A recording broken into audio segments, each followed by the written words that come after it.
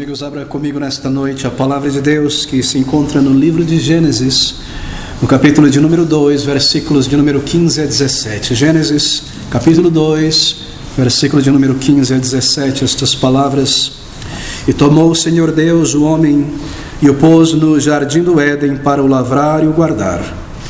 E ordenou o Senhor Deus ao homem, dizendo: De toda a árvore do jardim comerás livremente, mas da árvore do conhecimento do bem e do mal, dela não comerás, porque no dia em que dela comeres, certamente morrerás. O título desta mensagem nesta noite é A Origem do Mal e a Promessa de um Salvador. Queridos amigos, quando uma pessoa é tomado por um senso de curiosidade, um desejo de conhecer algo em sua volta, um costume, uma situação diferente, um acontecimento, a atitude natural de qualquer pessoa é buscar, é inquirir. Um inquérito é feito para descobrir a razão, a causa de algo diferente, algo que lhe chama a atenção.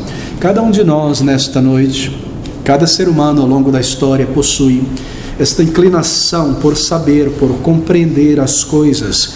E essa inclinação é mais do que uma curiosidade por saber o porquê das coisas, e é na verdade um desejo, uma inclinação profunda por sentido, por propósito da vida e da existência. Quais são as grandes perguntas que nós temos? Quais são as grandes questões que todo ser humano volta novamente e novamente a considerar? E logo que nós entramos em nossa vida, nos entendemos como pessoa, nós começamos a buscar, conhecer e buscar a resposta dessas questões. Bem, quando nós deixamos a infância e nos tornamos pessoas conscientes do nosso ambiente em volta e da vida, nós começamos a observar o mundo em nossa volta e certas questões se levantam dentro de nós. E nós descobrimos logo no início da vida que há algo errado com o mundo, que há algo errado com o ser humano, que o mundo e o ser humano não é aquilo que nós gostaríamos que fosse, não é verdade? Algo parece não ter dado errado, algo parece estar faltando. Este é um sentimento que começa a brotar dentro de nós, mesmo na infância. Por que tanta miséria, tanta catástrofe, tantos maus sentimentos, tantas divisões, tantos crimes, tantas enfermidades? Porque as coisas não dão certo tantas vezes, elas se acabam, elas desmoronam, porque coisas boas não permanecem para sempre? Porque há tanta separação entre amigos? Porque há tantos conflitos e desentendimentos? São perguntas que aos poucos se levantam dentro de nós, conforme nós observamos o mundo em nossa volta e mesmo conforme nós observamos o estado do nosso ser interior. Dentro de nós parece que é um senso de insatisfação, não é verdade? Mesmo um vazio às vezes. Há também esse estigma da morte, o medo que nos persegue a respeito da morte. Nós nos afastamos deste assunto, nós trememos diante dela, na verdade. Parece que esse é um mundo tomado por dificuldades. E nós perguntamos: como pode um mundo, então, criado por um Deus poderoso e perfeito, estar tão caótico, em decomposição? O que aconteceu é a grande pergunta. O que está errado em nossa volta? Essas perguntas se levantam e essas são as perguntas mais profundas de nossa existência. E obviamente, como seres racionais que nós somos, para nós respondermos essas perguntas, nós precisamos, há uma inclinação em nós de buscar a origem das coisas, não é verdade? O início, o porquê, para saber por que as coisas deram errado, o que aconteceu. Mas veja, nós não temos uma máquina do tempo, embora nós desejaríamos muito, não é, poder entrar numa máquina do tempo e voltar à antiguidade, ver como as coisas aconteceram, estar ali talvez invisível, observando, entrando nas câmeras, saindo nas ruas e vendo as coisas, entendendo por que hoje em dia as coisas são como elas são. Nós não temos uma máquina do tempo para realizar isso. Agora, é muito importante conhecer a origem das coisas, para nós sabermos porque as coisas hoje são como elas são. E você concordará comigo que para alguém conhecer o porquê das coisas em nossa volta, uma coisa importante, mais uma vez, é conhecer a origem dessas coisas. E você concordará comigo também que para conhecer a origem verdadeira de algo, você precisa de uma fonte de informação segura, verídica, confiável, não é verdade? Você precisa, assim por dizer, de uma fonte primária, original, um documento que testifica daquele acontecimento original. E assim você pode encontrar respostas e entender o porquê das coisas hoje. Bem, por que eu estou dizendo isso? Porque é para que você perceba, meu amigo, quão vital é a Bíblia, este livro divino. Quando nós nos deparamos com as perguntas mais profundas, as mais importantes da nossa existência, é a Bíblia quem responde essas perguntas. É a Bíblia quem põe o dedo, quem toca de uma maneira clara e direta nessas grandes perguntas da nossa existência. Essa é a fonte segura onde nós devemos buscar respostas para as maiores questões da nossa existência. É na Bíblia. É aqui que nós encontramos neste livro divino uma descrição, embora extraordinária, fora do comum, sobre o ser humano, sobre a personalidade humana, sobre a história humana, porém uma descrição verdadeira, genuína, em toda a literatura disponível a respeito dessas questões. A Bíblia, veja você, é o único livro consistente, o único registro lógico, é o único texto que está de acordo com a realidade que nos cerca e a realidade dentro de nós.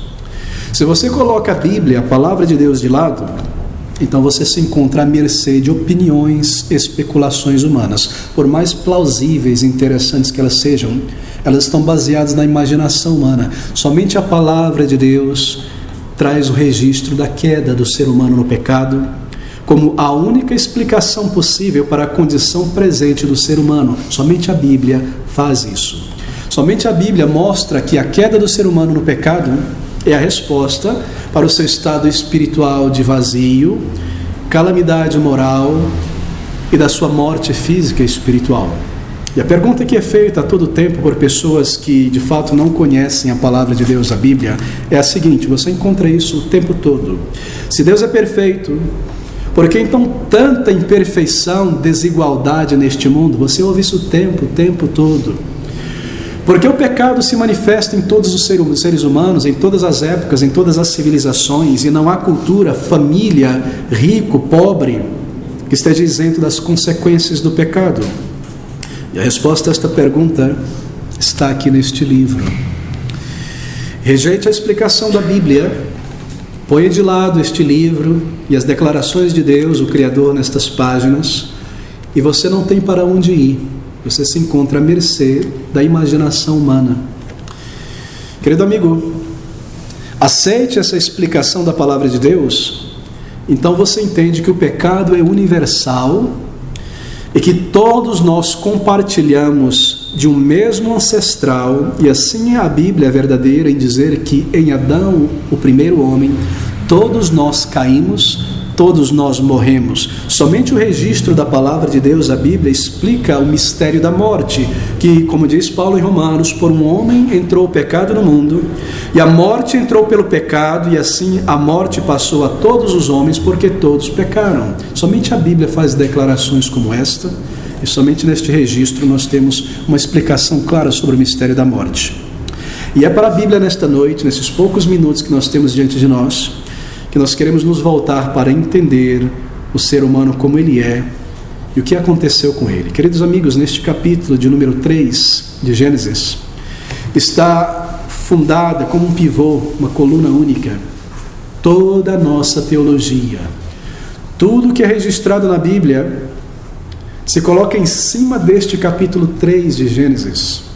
A cruz do Salvador, a sua ressurreição, a pregação do Evangelho nesta noite, neste lugar e no mundo inteiro, se sustenta sobre a veracidade desse terceiro capítulo de Gênesis.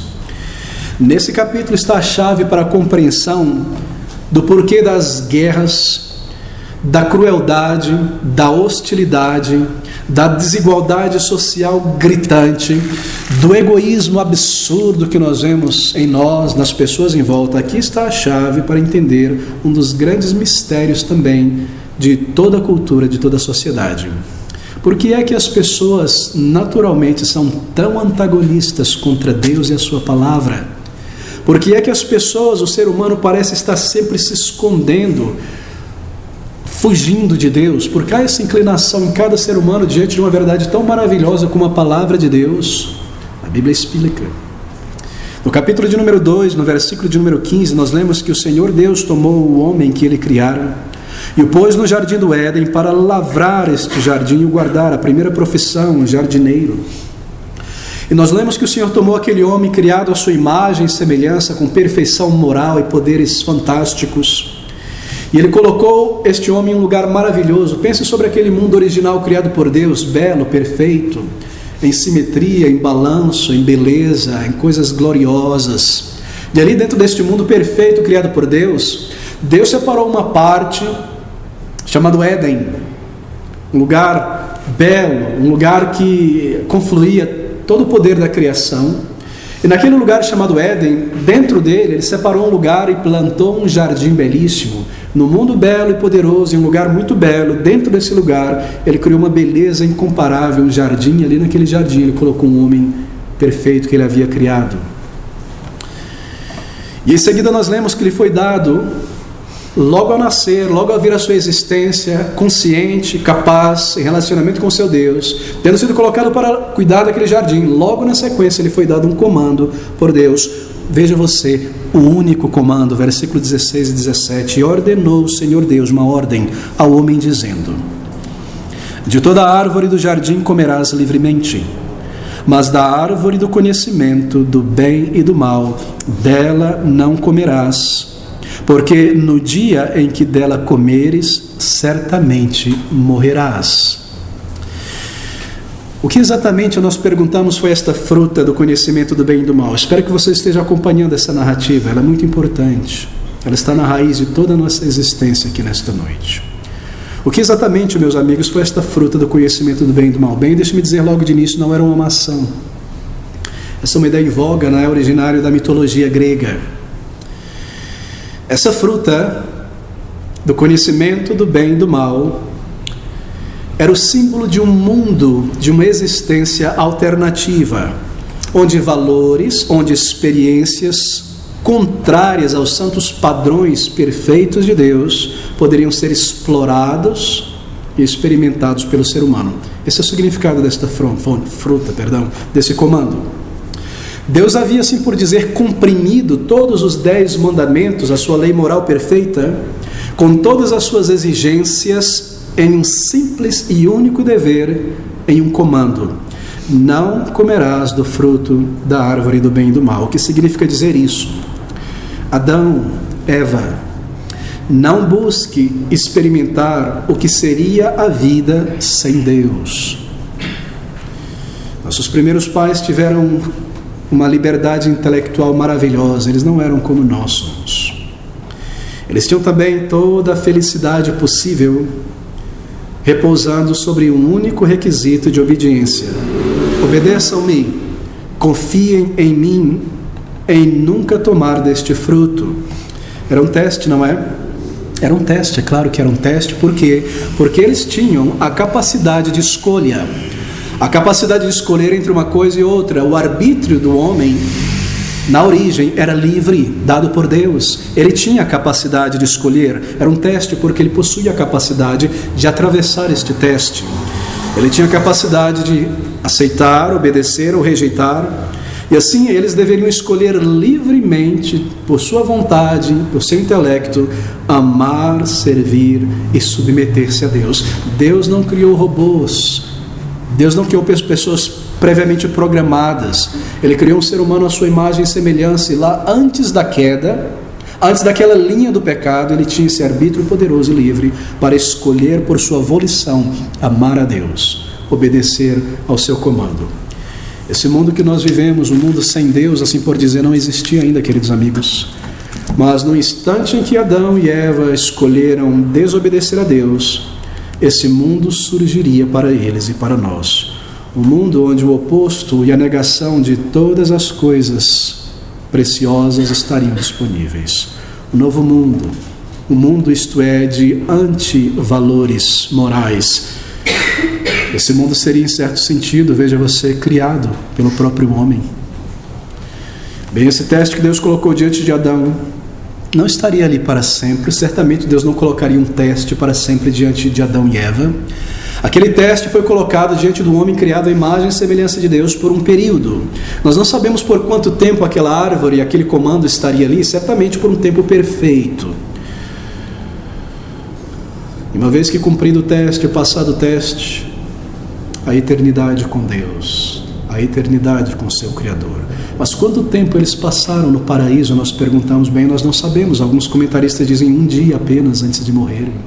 É difícil afirmar, não é? Talvez 3 dias, o primeiro sendo criado, o segundo descanso do sabá e o terceiro esta narrativa, mas menos de 1 semana. Quão pouco tempo na presença de Deus, quão pouco tempo no jardim do Éden. Queridos amigos, antes da queda, Gênesis 3 descreve um jardim de belezas fantásticas. Um jardim de belezas indescritíveis, um ambiente cheio, veja, de pureza, um ambiente cheio de perfeição, de felicidade, um ambiente de poder moral e, acima de tudo, era um ambiente de comunhão íntima, direta com o Criador. Esse era o ambiente do jardim do Éden. O primeiro casal, meus queridos amigos, eles tinham uma harmonia perfeita, não havia rixa entre eles, não havia suspeita, não havia desconfiança, nenhuma discórdia. Eles experimentavam toda a sensação pura e prazerosa conhecida ao ser humano ali naquele lugar criado por Deus. E eles habitavam em um lugar perfeito e eles tinham também um corpo perfeito. Não é maravilhoso? O seu paraíso não tinha pecado, não tinha mágoa, não havia traição, não havia tristeza, nem decepção, nem medo, nem morte, nem desespero, nem despedida, nem dor, nem cansaço, apenas energia ilimitada, satisfação intelectual ilimitada, grandes poderes, grandes capacidades. Pois ali, querido, ali era um lugar não somente sob o poder protetor da bondade inabalável de um Deus Todo-Poderoso, mas onde o próprio Deus andava com o ser humano no início. Que lugar! Que lugar tremendo era este jardim.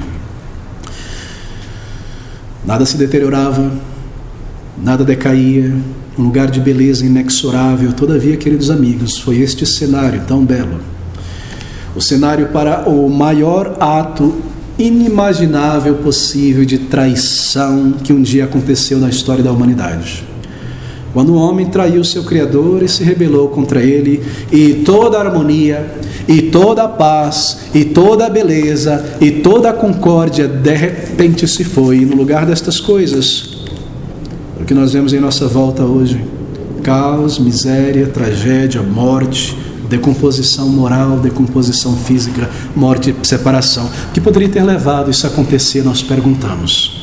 Bem, nós lemos aqui no versículo de número 1 do capítulo 3, então, que a serpente é introduzida na narrativa. Ora, a serpente era mais astuta que todos os animais do campo que o Senhor Deus tinha feito. Bem, a palavra astuta aqui não é uma palavra negativa no original. A serpente aqui, ela é uma criatura de Deus. Mas nos é dito que ela era astuta, o que significa dizer que aquela serpente, ela tinha um instinto e uma percepção do seu ambiente em volta muito grande. Esse talvez seja o significado de astuto aqui. Astuto não quer dizer mal, porque nós estamos falando aqui do animal, da serpente, não de Satanás. E nós lemos que Deus criou todas as coisas perfeitas. Todavia não era a serpente por si mesma que falava com Eva, mas Satanás através dela. Bem, nós não somos informados como isso aconteceu, porque o texto já entra imediatamente na narrativa, mostrando o diálogo. E é isso que nós começamos a ler a partir do versículo 1. Ora, a serpente era a mais astuta de todos os animais do campo que o Senhor Deus tinha feito. E esta disse à mulher: é assim que Deus disse, não comereis de toda a árvore do jardim? Satanás, através dessa serpente, se dirige a Eva e fala com ela. E esta disse à mulher: bem, Satanás, você sabe, não pode se encarnar, ele não pode se materializar, não lhe foi permitido isso após a sua queda, nem o poderá fazer até o final dos tempos. Assim ele deve se contentar em falar através de um instrumento, pela boca de uma serpente, nós lemos aqui. Por que essas coisas são registradas? Bem, para que nós possamos aprender algo a respeito de Satanás. Que ele é um ser real, que ele está nesse mundo, que ele é um inimigo cruel das almas humanas. E como no início, ainda hoje ele trabalha para roubar, para matar e para destruir. E nós aprendemos aqui algo muito importante, como Satanás opera, por isso que há esta narrativa registrada aqui. Nós somos informados que a esfera de operação do diabo é uma esfera espiritual ou religiosa. E o objetivo principal do diabo é sempre se colocar entre a alma e Deus, entre o homem e o seu Criador, e desviar o coração do homem de seu Criador, e inspirar a confiança e a dependência do ser humano nele próprio, o diabo. Você percebe isso? Deus colocou isso aqui para o nosso aprendizado. Ele busca usurpar o lugar de Deus e fazer das criaturas de Deus seus próprios filhos e servos voluntários. E a sua obra, então, consiste em substituir a palavra de Deus pelas suas próprias palavras. Querido amigo, a atividade, o método de Satanás continua a mesma, os mesmos hoje em dia. Como ele opera, deixa-me ser breve aqui, o método de ação de Satanás é o mesmo ainda hoje. Veja o que ele diz, versículo 1. E disse ele à mulher: é assim que Deus disse. Essa é uma pergunta, não é um questionamento. Primeiro ele começa a lançar dúvidas sobre a palavra de Deus. Ele sugere: será que realmente Deus quis dizer isso que você ouviu, Eva? É realmente isso que Deus disse? Poderia Deus dizer algo dessa natureza e teor? Não é exatamente assim em nossos dias que Satanás opera. Toda tentativa feita hoje e o esforço para desacreditar a inspiração divina deste livro, a diminuir a sua autoridade como a voz de Deus, é nada mais do que uma repetição da antiga mentira. É assim que Deus disse mesmo neste livro. Está Deus realmente dizendo estas coisas? Acaso eu sou um pecador completo e eu necessito de um Salvador? Acaso não há esperança para mim baseada em meu próprio esforço? Será que Deus disse isso mesmo? Será que um só caminho, um só Salvador? Será que é arrependimento de pecados mesmo? Será que Deus está dizendo a verdade quando Ele diz que eu sou um pecador e sem Jesus Cristo e sem buscá-lo como um pecador eu nunca serei salvo? Acaso Deus está dizendo isso? Segundo, ele substitui a palavra de Deus por suas próprias palavras, porque ele diz à mulher: acaso disse Deus isso? E na sequência ele diz: certamente, as suas palavras, certamente não morrerás. Nós vemos esse princípio ilustrado nas parábolas do Senhor Jesus Cristo em Mateus 13. O Senhor Jesus Cristo, ele lança a semente e imediatamente o diabo segue semeando o seu joio. É triste, não é? Enquanto as pessoas, veja você, eu conheço muitas delas, enquanto as pessoas se recusam a crer na palavra do Deus vivo, elas são bastante crédulas para aceitar todo tipo de mentira e seguirem crendices e horóscopos e filosofias humanas e cristais, intuições e amuletos e todo tipo de coisa, enquanto eles desprezam a palavra de Deus, racional, lógica, revelada neste livro divino como a resposta para todas as coisas. Elas estão prontas a aceitar todo tipo de coisa absurda, ridícula. Elas não aceitam a palavra de Deus, mas não têm dificuldade em crerem na mentira. Em terceiro, Satanás ousa lançar dúvidas sobre a bondade de Deus e questionar a perfeição de Deus, versículo de número 5. Porque Deus sabe, Eva, que no dia em que dele do fruto comerdes, se abrirão os vossos olhos e sereis como Deus, sabendo o bem e o mal. Em outras palavras, o enganador sugeriu que Deus estava despoticamente suprimindo e negando ao ser humano algo que seria de grande vantagem para eles. Ele torce as palavras de Deus, ele substitui as palavras de Deus pela sua própria palavra e ele lança dúvidas sobre o caráter e a bondade de Deus. Não é malicioso, não é poderoso este ser, e a sua isca, querido amigo, apresentada na forma de uma promessa: certamente não morrereis, porque Deus sabe que os teus olhos serão abertos e você conhecerá e será como Deus. Se somente Eva cresce em sua mentira, em vez de crer na palavra de Deus, Satanás estava dizendo ela sairia ganhadora nessa situação. E ela obteria conhecimento e sabedoria previamente negada por Deus a ela e ao seu marido. É a mesma mentira, meu querido amigo. É a mesma atração de nossos dias. Satanás oferece à sua mente e à minha mente uma mentira. A mesma oferta, ele diz: deixe de lado Deus, deixe Deus de lado. Você não precisa de um Criador, de um Deus pessoal, um Deus com quem você se relacione, que conhece o teu pecado, que tem uma vontade, uma lei. Você não precisa deste Deus, a vida é tua, está em tuas mãos. Você pode crer num Deus, uma força abstrata, fazer o teu melhor, dizer a si mesmo: a minha ideia sobre Deus é essa, contanto que eu seja bom, eu vivo dessa maneira, daquela. Viva a tua vida. Você experimentará e conhecerá coisas muito mais prazerosas e satisfatórias do que buscar a Deus. Você percebe a mesma mentira que ele fala à nossa mente e coração. Querido amigo, será que nesta noite você se encontra debaixo do poder do diabo e de uma mentira?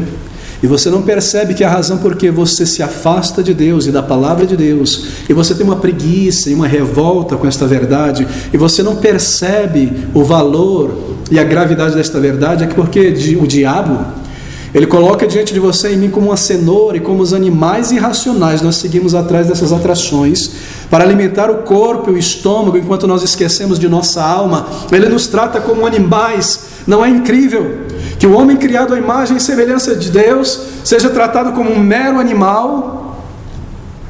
Assim ele entrou naquela serpente para enganar a coroa da criação de Deus, e assim ele nos coloca em seu bolso, e você se acha uma pessoa independente, original.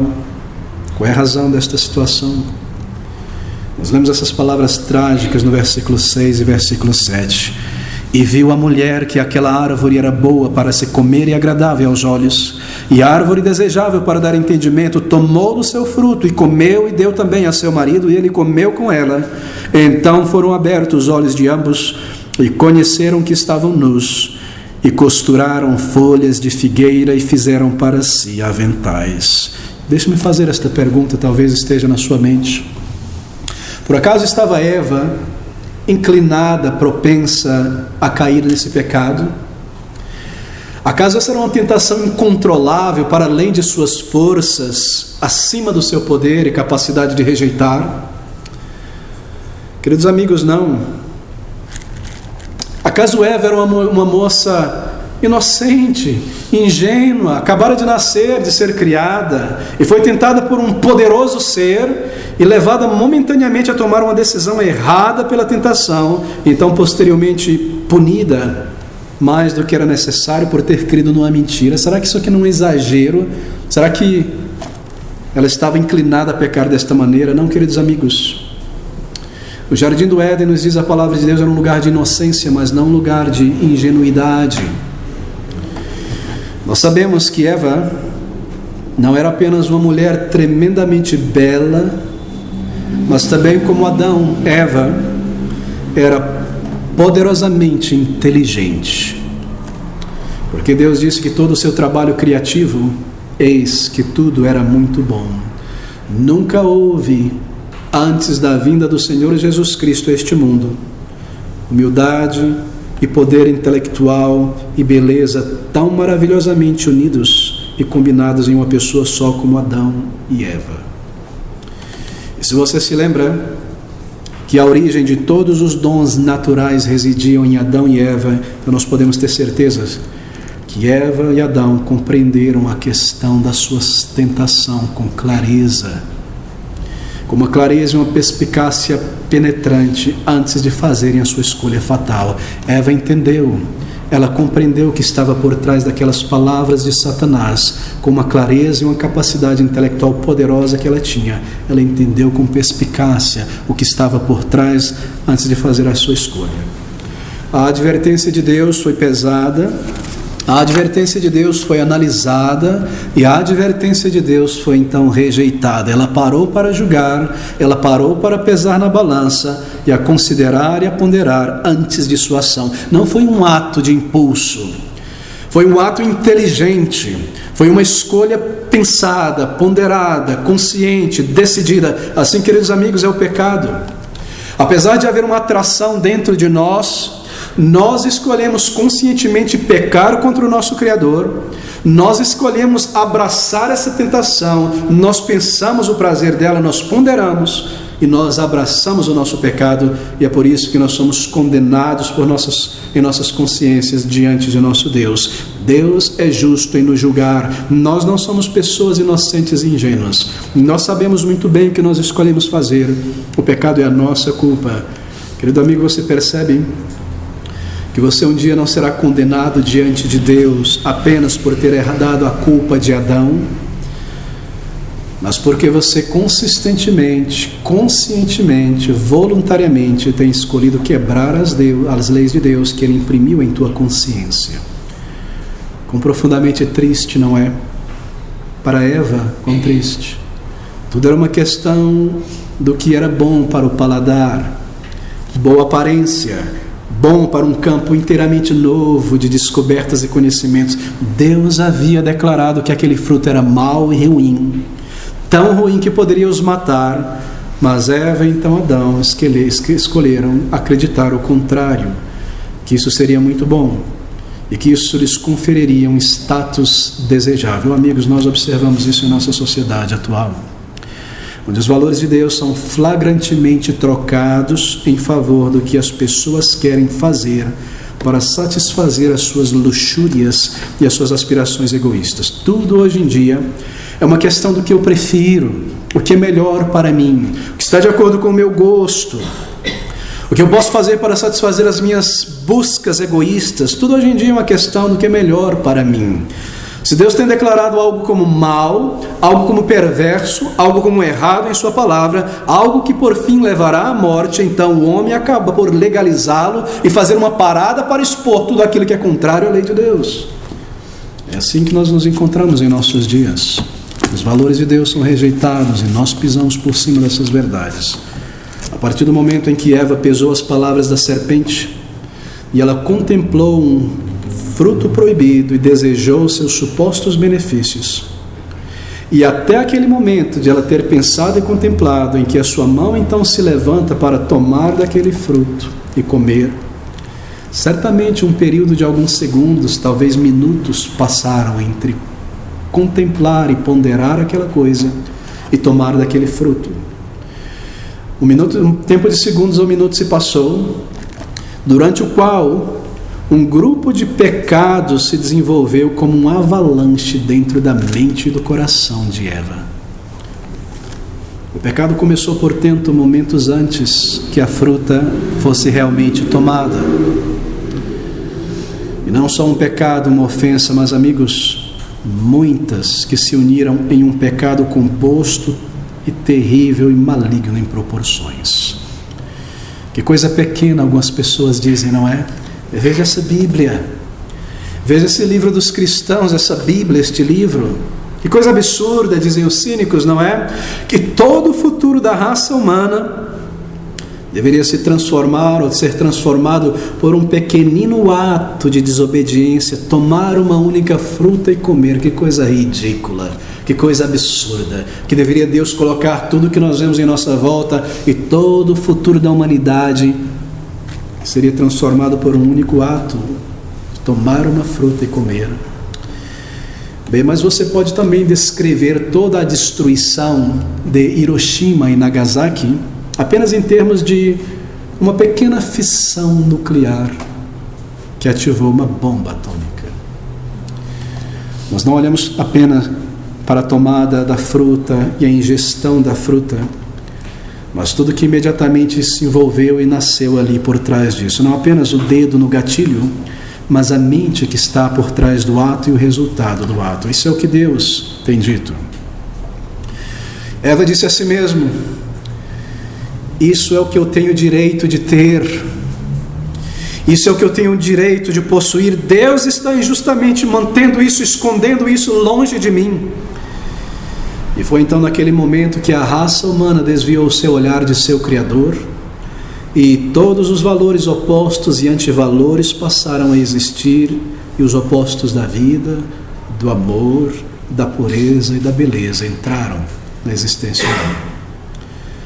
Quantos pecados estão envolvidos neste pequeno ato? Você já se perguntou, já parou para pensar? São inúmeros, não é? Observe a sequência de pecados no versículo de número 6. Nós lemos essas palavras: e viu a mulher que a árvore é boa para se comer, e agradável aos olhos, e árvore desejável para dar entendimento. Roubo, tomou do seu fruto. Desobediência, comeu quando Deus disse: não comerás. Assassinato, deu também ao seu marido. Rebelião, e ele comeu com ela. Formação de quadrilha, comeu com ela, os dois juntos em um coluio. Ingratidão, descrença, deslealdade, orgulho. Por trás de cada pecado, meu querido amigo, há uma família de outros pecados. Um pequeno ato, uma pequena fruta. Pense sobre um pecado em particular, o pecado do adultério. Que pecado horrível e destrutivo. Será que alguém um dia, um homem ou uma mulher, sai pela rua e de repente tropeça e adultera do nada, sem ter previamente pensado a respeito disso? Claro que não. Antes que um pecado como esse venha à superfície da realidade, em sua mente, em seu coração, ele contemplou a possibilidade deste pecado e o desejou. Ela buscou e em seu pensamento ele já adulterou, em seu pensamento ela o fez. E então muitas oportunidades se levantaram para colocar os seus olhos sobre o corpo de uma pessoa que não era o seu esposo ou esposa. E aquele desejo no íntimo foi se formando, aquela concupiscência, uma mentira, uma deslealdade, uma traição no coração, uma inveja, uma cobiça. Tudo isso se formou antes de que aquele homem ou aquela mulher traísse a sua esposa. Assim, o pecado não foi apenas colocar a mão sobre uma fruta. Nós lemos sobre o resultado e a consequência do pecado no versículo de número 7. Então foram abertos os olhos de ambos e conheceram que estavam nus. Inocência perdida, malícia toma conta da alma. Então foram abertos olhos de ambos. E aqui, meus queridos amigos, eles adquiriram uma consciência do pecado, uma consciência do bem e do mal. Uma consciência do bem e do mal, por experiência do mal que causaram e o bem que perderam. E aqui está dentro de cada um de nós. Você e eu possuímos esta consciência do bem e do mal. E todas as vezes que nós estamos prontos a pecar contra o nosso Criador, há dentro de nós um alarme, uma sirene que se levanta e soa dizendo: isso é errado. Esse é um pecado contra o meu Deus. Mas nós seguimos em frente, passamos um rolo compressor sobre a consciência para pecar e para justificar o nosso pecado e para dizer: eu tenho direito, eu não aguento essa pessoa, eu tenho direito à felicidade, à vida e à liberdade, eu tenho direito de crescer, eu tenho direito de fazer o meu destino. E a nossa consciência nos acusa, e ali naquele dia nós adquirimos essa consciência do bem e do mal. Assim nós não somos inocentes diante de Deus. O resultado do pecado foi esta inocência perdida. Então nós lembramos sobre a vergonha e o remorso que eles nunca tinham experimentado antes. Conheceram que estavam nus. Satanás, meu querido amigo, pare para pensar. Satanás prometeu dar a eles um imenso, um grandioso conhecimento. No dia em que comeres, certamente sabereis coisas gloriosas e profundas, como Deus sabe. Essa foi a promessa da mentira do diabo. Satanás lhe prometeu que receberiam um grande conhecimento. E aqui está o conhecimento que receberam: da sua falência moral, da sua vergonha, da sua morte, do seu distanciamento de Deus.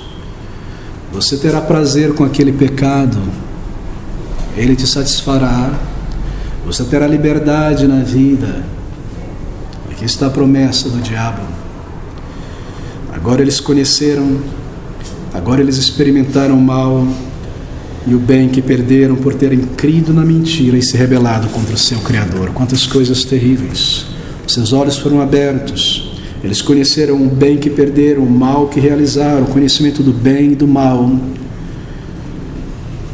Quando nós pisamos sobre a voz de Deus na consciência para pecar contra Deus e seguirmos em frente, nós passamos imediatamente a ter um conhecimento lá no íntimo de nossa transgressão, porque Deus não permitirá que eu me rebele contra Ele e siga o meu pecado sem que Ele me notifique do meu pecado. E todas as vezes que nós pecamos, um boletim de ocorrência, assim por dizer, é registrado no céu. Como? A minha consciência marca o meu pecado. E diz a palavra de Deus no livro de Hebreus que naquele dia, quando você subir à presença de Deus, e eu também, e você for trazido a prestar conta diante de Deus, a tua consciência, como uma caixa preta, não é? De um avião que caiu na profundeza do oceano, será como que aberta, e todas as vezes que você pisou sobre a lei de Deus, e escolheu e decidiu abandonar o conhecimento de Deus, e seguir em frente ao teu pecado, como que será trazido para fora, para te acusar diante da lei de Deus, e te julgar, e te condenar, e te banir da presença de teu Criador.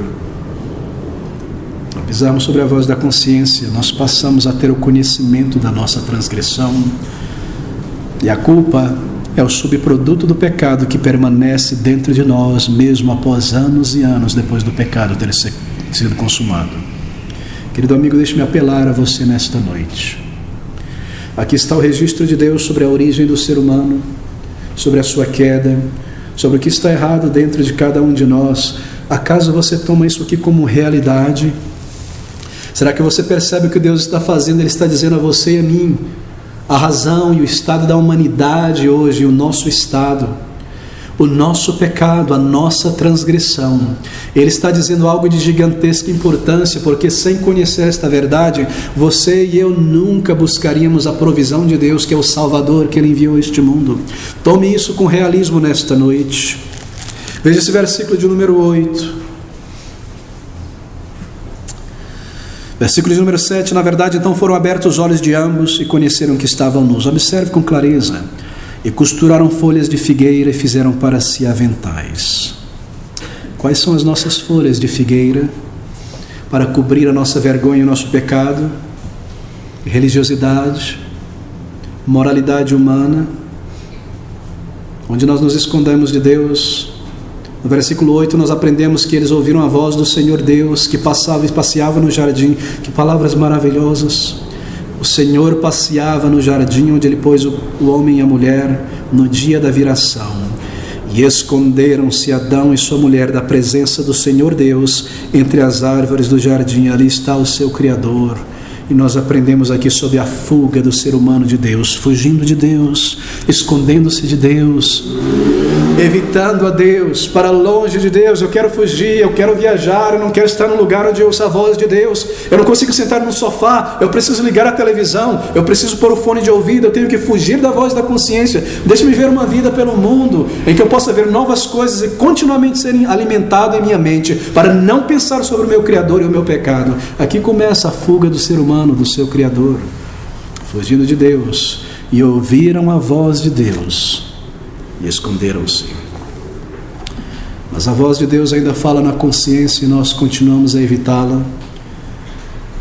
Todavia, tentar fugir e esconder-se de Deus é nada mais do que o exercício de um gorila que fecha os olhos para imaginar que a realidade em sua volta não existe. Quão tolos, quão ridículos nós podemos ser, tentar nos esconder do Deus que vê a mente e o coração, esquecer que um dia Ele nos comandará a entrar em sua presença para prestar contas. Tudo começa a acontecer ali, vergonha. O ser humano começa a se esconder de Deus. Versículo de número 10, temer. Ele ouviu e disse: ouvi a tua voz soar no jardim e temi, porque estava nu e escondi-me. Vergonha, estava nu. Ele não entendia que estava nu. E essa é a diferença do ser humano criado por Deus e dos animais. Os animais andam sem roupas, eles não estão conscientes da sua nudez. Assim era o ser humano no início, mas agora nós temos a consciência do pecado e da nudez. E aqui nasce essa obsessão pela pornografia, pelo pecado, de ver, de falar, de buscar, que domina homens e mulheres, que está na mente, na consciência, na imaginação dia e noite, de pessoas que não nasceram de novo. Tudo começa aqui, eles se tornaram conscientes da sua nudez. Vergonha, inimizade contra Deus e contra o próximo nasceu aqui neste momento. A mulher que tu me deste me fez agir, é tua culpa, ó Deus, é culpa dela. Transfira a culpa, foi a minha esposa, foi a culpa dela que o meu casamento se esfacelou. Transferi o meu egoísmo, o meu orgulho, a minha mesquinharia. Foi culpa do meu marido que não faz nada que presta. Transferir a culpa. Foi culpa dos meus pais que me criaram desta maneira. É culpa da sociedade, é culpa de fulano, das leis, da injustiça. Apontar para todo lado, nunca para mim. Eu sou o culpado, eu sou um pecador, eu escolhi esse meu orgulho vil, essa minha mente mesquinha, esse meu comportamento terrível, essa minha malícia, este meu amor pelo pecado. Aqui nasce esta coisa de culpar a Deus e de culpar o homem. O orgulho, a dureza do coração. Adão culpa a sua mulher e a Eva culpa o diabo. Nós lemos no versículo 8 sobre a separação e alienação de Deus, vazio, distante de Deus, um senso de pecado e de morte. Todas estas coisas, então, maldição sobre a terra, versículo 17 em diante. Estas palavras tão terríveis, versículo 18, não é em diante. Quantas coisas terríveis nós encontramos aqui. A terra começa a se decompor, porquanto deste ouvidos à voz da tua mulher e comeste da árvore do que te ordenei, dizendo, não comerás dela. Maldita é a terra por causa de ti, com dor comerás dela todos os dias da tua vida. Não havia dor antes, não havia espinhos, não havia abrolhos, não havia cardos. Comerás a erva do campo, antes foi dada apenas aos animais a erva do campo, a ele as frutas e vegetais. No suor do teu corpo, do teu rosto comerás o teu pão até que te torne a terra. Desde então essa tendência na terra, a sequidão e a floresta tomar conta de tudo, começou a brotar e a nascer os extremos da seca, os extremos das selvas peçonhentas. Antes jardim, antes a terra dava o seu fruto com naturalidade, agora a maldição. A mulher que traria à luz um filho com alegria, agora com dores terríveis e absurdas. Tantas coisas horríveis, tantas coisas tremendas. E por fim a morte física, a morte espiritual e a condenação neste versículo de número 18 que acabamos de ler. Versículo de número 19. Até que voltes ao pó, porquanto és pó, e em pó te tornarás. Quantas coisas absurdas. As consequências do pecado, o resultado imediato estão ali. Um senso de culpa, imediatamente um senso de condenação dentro de si, estavam nus, de repente se sentiram expostos, envergonhados, se esconderam atrás de árvores, costuraram aventais de folhas, culpados. A culpa entrou na realidade de suas almas, sentiram-se manchados, sentiram-se corruptos, precisaram se esconder da luz de Deus, dos olhos de Deus. Um temor de Deus, não existisse temor de Deus, ouvir a tua voz e fugir. Antes andava com Deus, agora corre e se afasta de Deus. Ele perdeu a sua comunhão com seu Criador, aquilo de que ele se gloriava, andar com Deus, na presença de Deus. E ele experimentou a morte espiritual, separação do Senhor, foi banido daquele jardim, lançado para fora do paraíso. E então uma nova relação com a natureza. Ele agora deve trabalhar duro no suor do seu rosto. Quantas dificuldades, quantos obstáculos se levantaram. Nada daquilo havia, amigo. Nada daquilo havia. Morte física. Antes não era necessário que o ser humano morresse. Agora não é possível que ele não morra. Ele deve morrer. Ele irá morrer. Nós caminhamos, nós vemos a morte em nossa face, a decomposição. Em todo lugar, ele deve retornar ao pó de onde veio. Lendo uma vez sobre um puritano que falava sobre o resultado imediato da queda do ser humano no pecado, ele usa uma ilustração, um puritano inglês chamado John Hull, passeando pelo interior da Inglaterra, onde havia ainda muitos palácios, castelos. Ele comenta sobre o resultado da queda, que a queda do ser humano lembrava ele de um daqueles grandes palácios esplêndidos, bem construídos da Inglaterra, que um dia foi esplêndido, mas que agora estava em decomposição, verde, em pedaços. E havia um sinal ali naquele palácio em decomposição dizendo: um dia tal e tal rei viveu aqui. E John Hull sugere o seguinte: que sobre cada homem e mulher está uma inscrição dizendo: aqui um dia Deus habitou. Ele não está mais ali, mas um dia ele habitou antes da queda. Ali o homem criado à imagem e semelhança de Deus, andando com Deus. Queridos amigos, há alguma esperança para o ser humano, alguma esperança para a sociedade, destruído, afastado do seu Criador.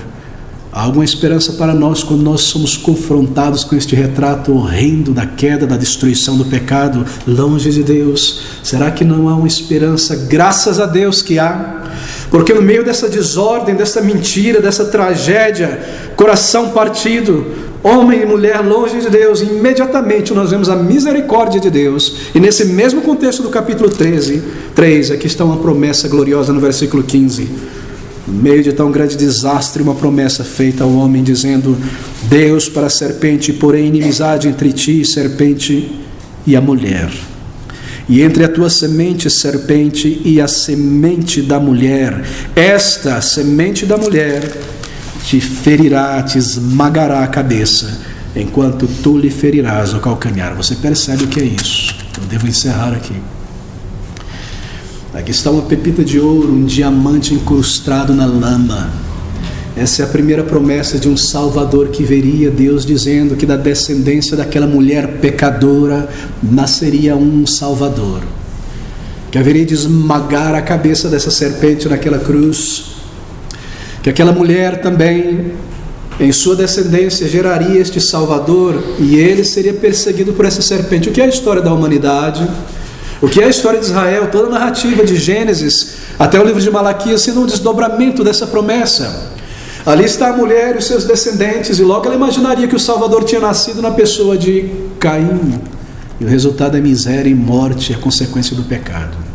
E logo depois então Sete, e aquele homem começa a adorar a Deus de novo, e o tempo todo nós vimos os descendentes de Caim, a semente da mulher, ou a semente da serpente, assim por dizer, atacando aqueles que buscavam a Deus. O que é o desdobramento da história de Israel, senão os cananeus, os heteus, os heveus, tentando abafar e destruir, Satanás tentando destruir aquela nação por inteira, para que o Salvador não viesse. O tempo todo uma luta, um conflito no ventre, Esaú e Jacó, a mentira, o ódio dos irmãos de José contra o seu irmão, um tipo de Cristo, a perseguição contra Davi, mesmo dentro de sua família, esse combate, esse contraste entre verdade e mentira, a semente da serpente ao longo da história, e a semente da mulher que viria traçando por meio desta história até nascer naquele berço humilde, mesmo ali naquele início.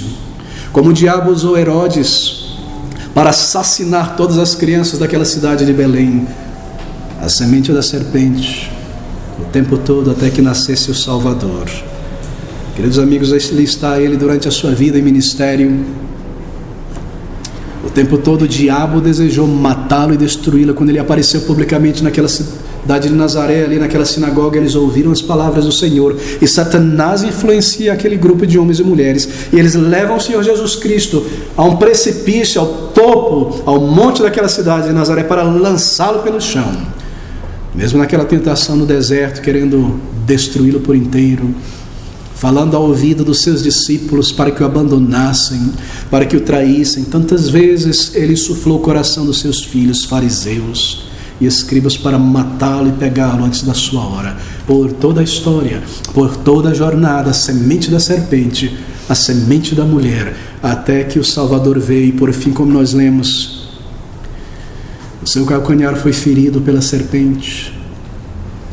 Naquela cruz de dor e agonia ali, Satanás teve a sua vitória temporária, assim por dizer. Ele conseguiu, depois de tanta tentativa, colocar o Salvador na cruz, matá-lo, tentando destruir ali. Mas, querido amigo, entenda essa verdade: foi ali que ele esmagou a cabeça da serpente, tornando-se pecado, um sacrifício pelo pecado, em meu lugar, se eu buscar. Ali ele venceu o diabo, ali ele venceu a morte, ali ele pagou no lugar de pecadores. Ali ele esmagou a cabeça do tentador, e um dia ele próprio o lançará no lago do fogo, de fogo e chamas.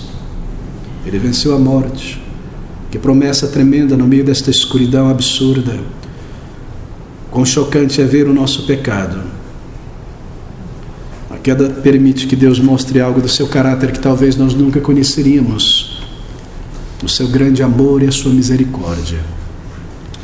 Uma salvação é anunciada, um resgatador viria, que um Salvador nasceria da própria semente da mulher.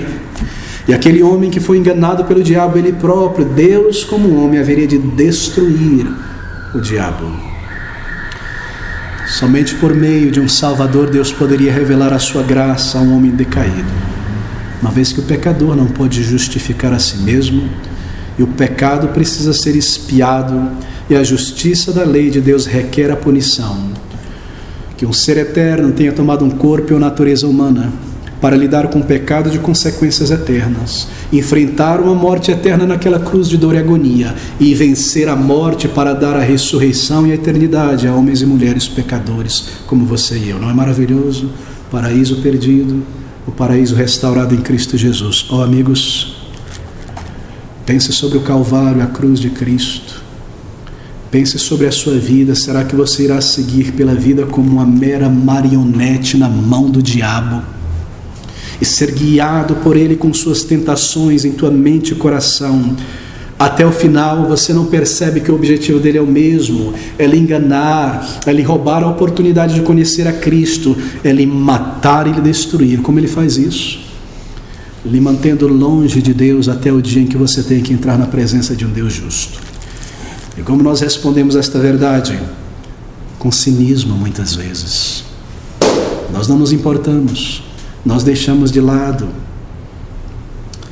Querido amigo, o Salvador já veio a este mundo. Não é maravilhoso pensar sobre isso? que depois de 2000 anos e tanto de história aqui nesta sociedade, nesta cidade de São Paulo, quando o homem já chegou à lua, já fez transplantes de coração e conseguiu quebrar o átomo e criar nanotecnologia, e nós vivemos nesta realidade que o Salvador já tenha morrido na cruz do Calvário e cumprido todas as coisas possíveis para a tua salvação, e você segue em frente pela vida como uma vítima do diabo e dos teus pecados, quando Cristo Jesus já cumpriu toda a justiça, e você irá parar um dia, talvez, no final da tua vida, e ser contado como, desculpe o termo, um mero animal que deixa o seu corpo sobre uma vala, para subir com a tua alma para a presença do teu Criador, tendo sido criado lá atrás com a imagem e semelhança do teu Deus, e vivido na mentira e no engano, quando Ele já morreu e já cumpriu toda a justiça. Você lança fora este convite para a salvação. Você passa por uma vida tão breve, um período probatório para a eternidade, sem pensar sobre estas coisas.